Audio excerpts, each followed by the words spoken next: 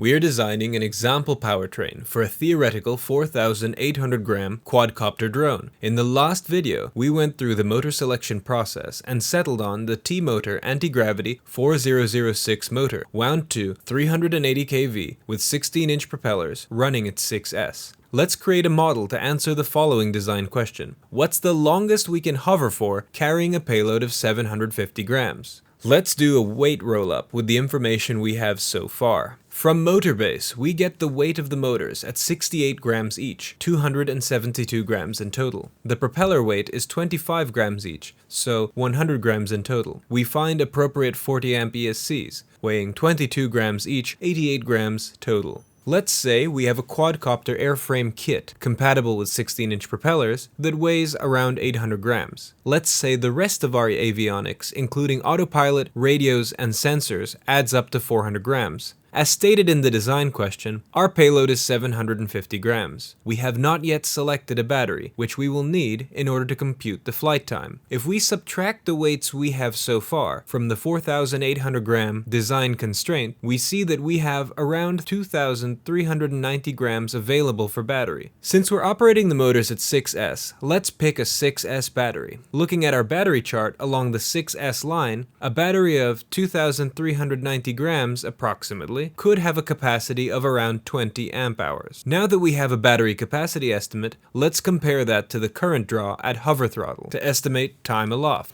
Hover thrust is simply equal to the weight of the drone, 4,800 grams, which is 1,200 grams per motor. Looking at the performance numbers, we don't have data for exactly 1,200 grams, so we'll have to find it. The easiest way to find this is by plotting a graph and drawing a line from the axis of your known quantity and following it to the opposite axis, like we did to estimate the weight of the battery. Doing this by eye is prone to error and not repeatable. It doesn't work with our model. If we linearize the graph, we can use a linear interpolation formula to do this process formulaically. Linearization means we're pretending the plotted line is straight, where in reality it might be some curve. It is just an estimate, but it's more than accurate enough for what we're doing. The formula for linear interpolation can be seen here, but let's go through an example together so I can show you how I use it in a spreadsheet-based powertrain model. Now, 1,200 grams sits between 55 and 60% throttle. Go to the cell you want to interpolate and start inputting your formula. We'll start by interpolating for hover power using our hover thrust number of 1,200. You'll get the delta between the upper and lower bounds for power, so that's 141.6 minus 115.2.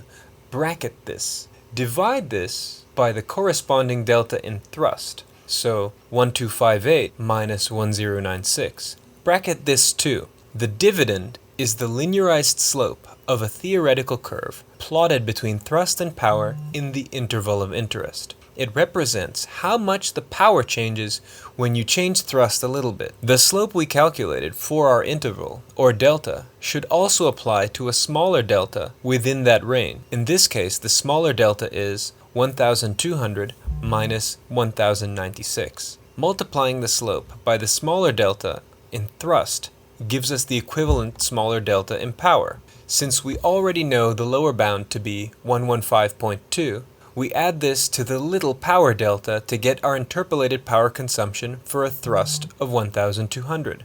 Do this again for the other unknown cells, throttle, current draw, and speed. So at a hover throttle of 58%, generating 1,200 grams of thrust per motor pulls 5.5 amps of current per motor. This is a total of 22 amps current draw for the aircraft. Dividing the capacity in amp hours by the current draw in amps gets us an estimated flight time in hours. We can multiply this by 60 to get it in minutes. 55 minutes of flight time seems impressive, but there are real factors that we haven't considered yet. The onboard avionics require some power too. Let's estimate that they draw 2.5 amps throughout the flight. Also, we can't run the battery all the way to zero charge. This could cause unreliable performance closer to empty and could permanently damage the batteries. Let's consider a 30% reserve charge on the battery. Dividing the battery capacity with reserve by the aircraft current draw at hover with avionics gets us 34 minutes of flight time. This is still very good for a battery-powered drone. The Powertrain model provides us the ability to make informed early decisions about our drone design